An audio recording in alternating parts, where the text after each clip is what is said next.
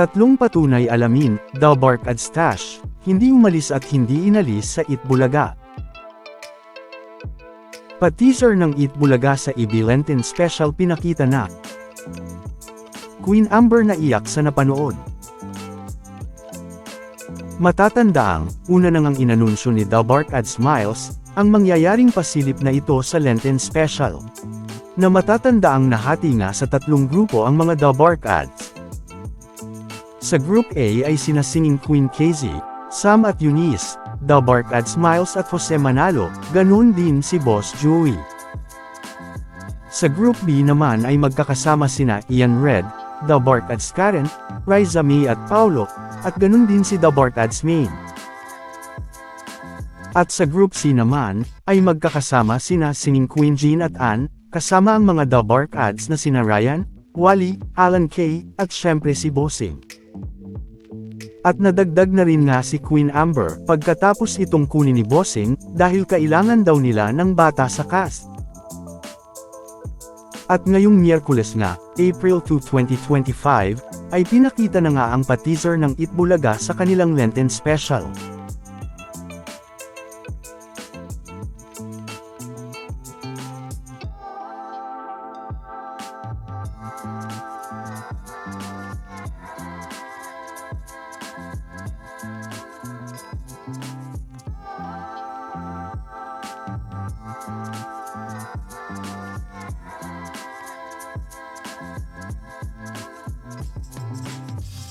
At syempre, pinakita na rin nga ang mga titles ng tatlong kwento na ito, maging kung tungkol saan ang mga mapapanood na kwento dito. Na mapapanood nga para sa Holy Monday, ang Paano Ba Magpatawad? Holy Tuesday naman mapapanood, ang Libre ang Mangarap. At Happy Pill naman para sa Holy Wednesday. Pero, nagulat na nga lang ang mga Dalbark ads, nang biglang umiyak si Queen Amber pagkatapos ipakita ang teaser. Naayon nga kay Bossing, pagkatapos niyang tanungin si Queen Amber kung bakit ito biglang umiyak, ay dahil natuwa nga daw ito nang makita niya ang kanyang sarili, na mapanood sa pinakitang teaser ng Itbulaga, dahil first time daw kasi nitong mapasama dito at makasama ang mga Dalbark ads na umacting. Pero, bukod nga sa pinakitang teaser na ito ng Itbulaga, at sa title announcement, ay dapat namang abangan ang pasilip sa ilang eksena sa mga kwento, at ganun na rin syempre ang dapat abangan na full trailer nito, na ipapakita nga sa ibang mga araw. Ngayong Miyerkules din nga, ay inanunsyo na rin ni Bossing at Boss Joey, ang mangyayaring championship ng segment na Gimme 5 laro ng mga barangay henyo. Na kung saan, ay ang mananalo ng barangay sa Sabado April 5, para sa championship, ay mananalo at mag-uuwi ng 200,000 pesos. At 100,000 pesos naman para sa barangay project.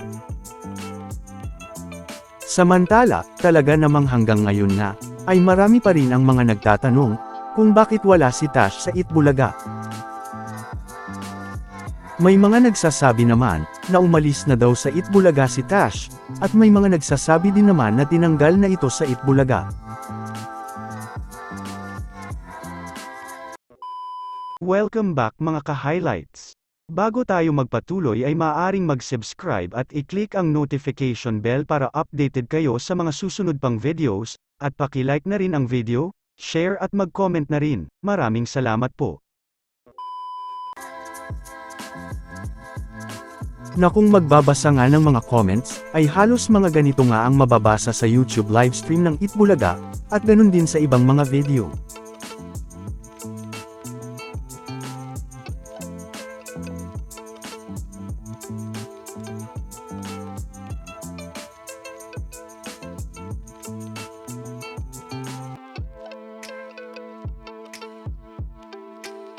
Pero, kung titignan naman ang social media ni Tash, ay makikita nga ang obvious na dahilan kung bakit absent si Tash sa Itbulaga.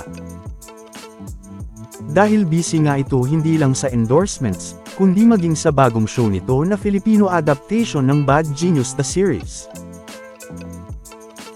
Dagdag pa nga dyan ang matatandaang pagbalik ng The Purse Family. Na sa katunayan nga, ay matatanda ang ilang beses na rin natin itong napag-usapan. Pero maging sa mga video nga na ito ay hindi pa rin nawawala ang mga comments na wala na nga daw si Tash sa Itbulaga. Na tila mga hindi naman masaya para kay Tash, dahil sa mga endorsements at shows nito ngayon. Gaya din ng mga reply na ito ng mga Dabark ads at mga ka-highlights natin, sa mga nagsasabing tinanggal na daw si Tash sa Itbulaga. Shout out na rin sa inyo. Pero, kahit nga obvious na nga ang dahilan kung bakit wala si Tash sa Itbulaga, ay pag-usapan na rin natin ito, ganun na rin nga ang mga patunay na Dabark ads pa rin si Tash. Una na nga dyan, ay ang sinasabi ng ilan na pumalit daw kay Dabark ads Tash na si RB, na matatandaan namang pinakilala bilang isang guest Dabark ads. Isa pa nga dyan, ay sa opening pa lang ng Itbulaga, ay makikita na agad ang patunay na hindi tinanggal o wala na si Tash sa Itbulaga, gaya ng sinasabi ng ilan.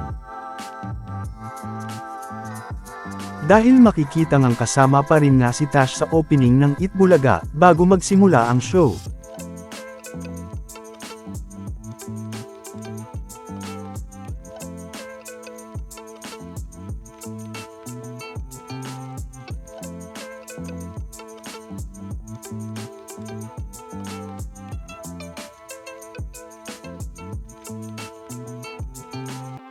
Dagdag pa nga dyan, ay makikita din naman sa mga listahan ng mga Dabark ads host ngayon ng Itbulaga, ang syempre pangalan ni Tash.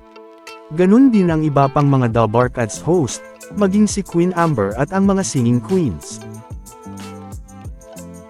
Makikita din nga dito na since 2023 ang nakalagay kay Tash, na patunay nga na hanggang ngayon ay Dabark ads pa rin si Tash.